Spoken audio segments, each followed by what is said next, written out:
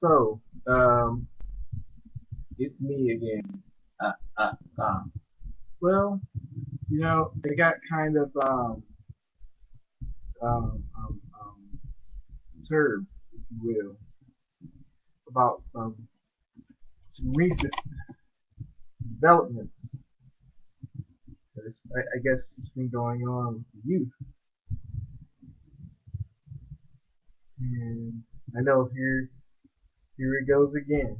Um, Black meat. We ask ourselves, hey, why do we find, or why is it that our youth find themselves, or we find them in the place they are today? Um, there seems to be a lot of propagandists out there, and with the propagandists, I on my Facebook, I tried to put three big three up there, people who are pretty much trying to win the debate on whether blacks are just inherently violent or the kids are inherently violent. But the first thing I would try to tell people is okay. First, you gotta separate the propaganda. The first one. So for all you propagandists, number two, the eugenicists. The eugenicists like to play in the background. They like to play in the background. They don't like to let you know that they're there. But the eugenicists are there playing in the background. And number three, the status. I would have I would have to call them the status that are for status quo, that are for things should remain the same, and there really isn't wrong anything wrong with the supposed rules, but there is a problem with people not wanting to embrace authority. Um, so, all that being said, I would like to remind um, people of what type of conditions, you know, most black youth find themselves in. Um,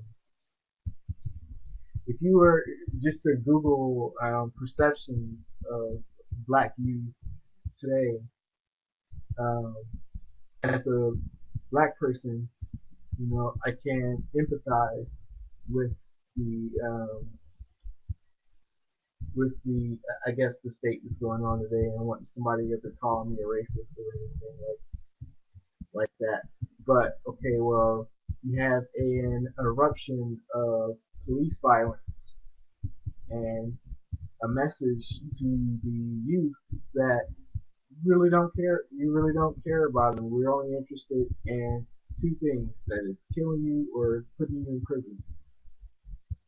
And people can say that's wrong, and I'm not accurate. But you have things like stop and frisk, other aggressive police tactics that let not only just the black youth know that we are in a foreign land and territory full of an, an occupying force, and you have people who would like for example the New York mayor, the New York mayor, Mayor Bloomberg, justifying things like stop and frisk. Um, let's forget that a lot of the white propagandists out there, they post all these violent things that a few idiots do. I mean maybe we should do that. they post our idiots. We'll post theirs. We'll post their idiots because when you take the out of I don't know how many millions, hundreds. Not we don't. We're not at 100 million people. We're at tens of millions. But how many tens of millions of people you have out there? The people who are not um, in prison commit um, things out of lack of education or misguided anger and say, okay, well, yeah, we should, because of they do that, we should enforce this racial policy, which is not a really real smart thing to do. Like cohesiveness, togetherness is what people want. But I mean, you can't say that you see problems by that at all. Like I was asking a person inside of a Bible bookstore one day. I asked her, I was like, how is it that all of this um, aid that we send to Africa doesn't really work?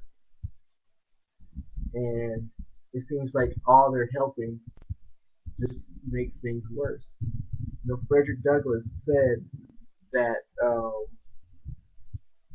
the doing of the people when the slaves were freed, that the doing of the I guess the Congress back then, not just the country, or I guess the Darwinists, the eugenicists, the people who felt they should have interfered with the evolution of people's cultures were the greatest undoing of the slaves that were already there and simply desired to be left alone. Um, Look at the for and I say that to make it clear that it should be obvious that aberrant behavior. This is the part of why so much aberrant behavior is coming out of the young African American communities is because that again that control that need to want to control a particular set of people, we get a particular set of behaviors. Well, I tell black people like this, or I would tell black people like this. You ever want to see anything change?